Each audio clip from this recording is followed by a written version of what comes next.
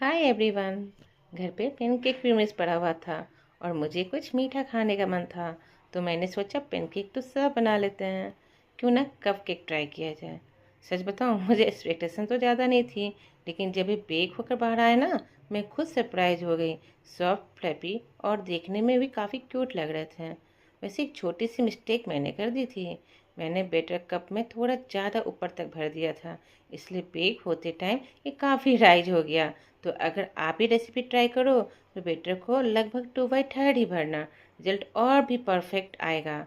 मुझे तो ऐसे सिंपल किचन एक्सपेरिमेंट बहुत पसंद हैं, क्योंकि कभी कभी बिना प्लानिंग के ही ये बेस्ट रेसिपी बन जाती है।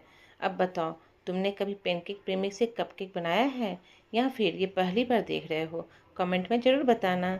और अगर तुम्हें इजी रेसिपी, बेकिंग हैक्स और सिंपल फूड एक्सपेरिमेंट पसंद है तो फॉलो कर लो। अगली रेसिपी शायद इससे भी ज़्यादा इंटरेस्टिंग होगी। बाय।